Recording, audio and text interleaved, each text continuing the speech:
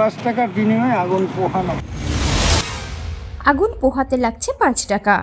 শুনতে অবাক লাগলেও এমনই এক মজার দৃশ্য ধরা পড়ল উত্তর 24 পরগনার কল্যাণকর বাজারে। চরম ঠান্ডায় উষ্ণতার পারদ পেতেই মাত্র 5 টাকায় যেন পিকনিকের আনন্দে মেতে উঠেছেন সাধারণ মানুষ।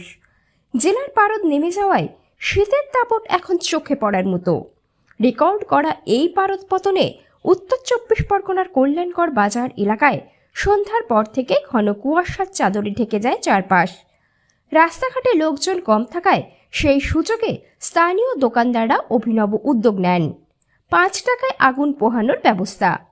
নিজেরাই টাকা তুলে কাগজ কাঠ জোগাড় করে সঙ্গে গরম চায়ের আড্ডায় শীত ভুলতে দেখা যায় অনেককে।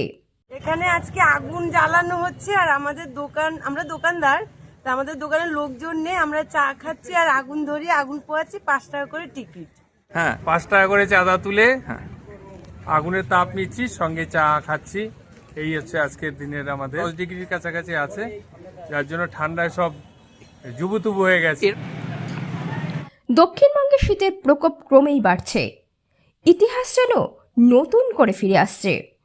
1899 সালের 20 জানুয়ারিতে কলকাতার তাপমাত্রা নেমেছিল 6.7 ডিগ্রিতে।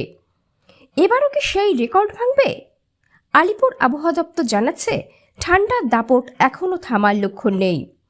মঙ্গলবার কলকাতার তাপমাত্রা নেমেছে 10.2 ডিগ্রিতে। ঘন কুয়াশায় দৃশ্যমানতা কমে যাওয়ায় ট্রেন বাস চলছে ধীর গতিতে।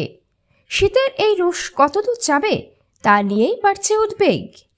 রাতের তাপমাত্রা কমেছে, বিশেষ করে আমাদের কলকাতা এবং তার সংলগ্ন এলাকায় তাপমাত্রা 2 ডিগ্রির কাছাকাছি কম হয়েছে। সেটা সর্বনিম্ন তাপমাত্রা আজ আমাদের কলকাতাতে 10.2 ডিগ্রি সেলসিয়াস রেকর্ড করা গেছে।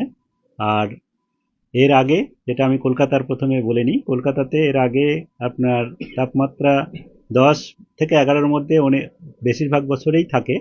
তবে 10-এর নিচে যেটা গেছে আমাদের 2013 সালে 9ই জানুয়ারি 9.0 হয়েছিল। 1899 সালের 20 জানুয়ারি রেকর্ড করা গেছিল 6.7। এদের আবহাওয়ার যা পরিস্থিতি, তাতে আগামী কয়েকদিনে এই শীতল আবহাওয়া থাকবে। আমরা কালকে যেমন শীতল দিনের পূর্বাভাস দিয়েছিলাম, সেটা আছে। তার সঙ্গে সঙ্গে একদম বিক্ষিপ্তভাবে কেবলমাত্র বীরভূম এবং বর্ধমান জেলায় শৈত্যপ্রবাহ হতে পারে।